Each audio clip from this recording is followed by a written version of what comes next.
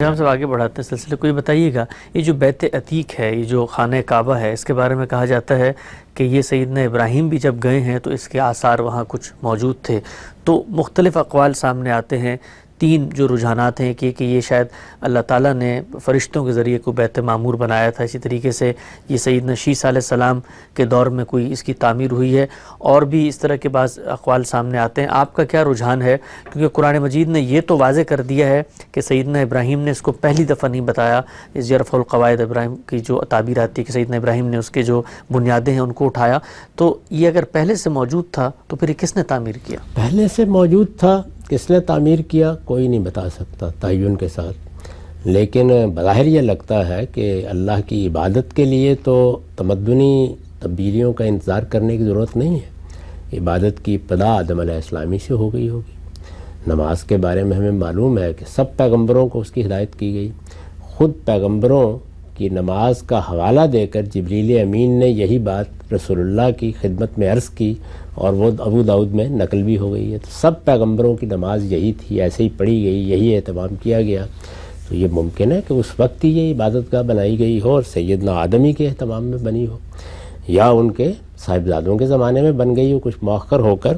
تاہم کوئی بات حتمی طور پر کہنی ممکن نہیں ہے۔ اللہ تعالیٰ نے یہ بات واضح کر دی ہے کہ جو اولین عبادت گاہ بنی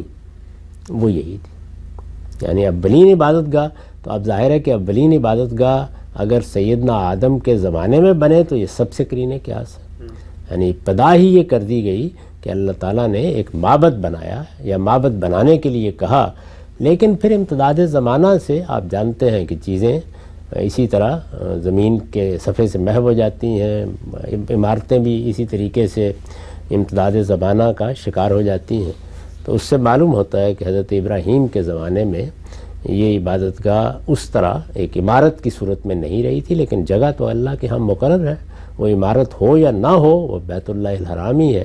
چنانچہ ان سے کہا گیا کہ وہ جائیں اور اس کو دوبارہ تعمیر کریں۔ بظاہر یہی بات کرنے کی آس لگتی ہے۔ ٹھیک، اگر آپ سے جو آخری جملہ آپ نے فرمایا کہ اصل چیز وہ جگہ ہے نہ کہ عمارت، یہ بعض مستشرقین کی جانب سے بھی اعتراض سامنے آتا ہے کہ خود بیت مقدس کے بارے میں یا مسجد حرام کے بارے میں مسلمان جو دعویٰ کرتے ہیں تو وہ تاریخی طور پہ بتاتے ہیں کہ نہیں یہ تو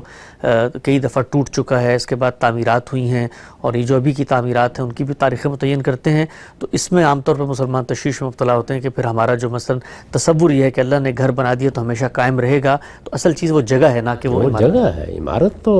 ہم بناتے ہیں، اور یہ کئی مرتبہ یہ مسمار ہوئی، بنائی گئی، بعض اوقات طوفانوں کا شکار ہو گئی۔ یہ معلوم ہے کہ خود رسالت مآب کی بعثت سے تھوڑا عرصہ پہلے قریش نے اس کو دوبارہ تعمیر کیا تھا۔ ٹھیک، اچھا ہم سے یہ جو حتیم ہے خود اس جو مکب ہے خانہ کعبہ ہے اس کے ساتھ بنائی، یہ حتیم کیا چیز ہے؟ یہ بیت اللہ ہی کا حصہ ہے۔ خود روایت میں یہ بات واضح کر دی گئی ہے، حضور نے یہ بتایا ہے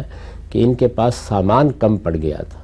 یعنی جہاں تہاں سے اینٹ پتھر جمع کیا گیا، اور خاص طور پر چھت ڈالنے کے لیے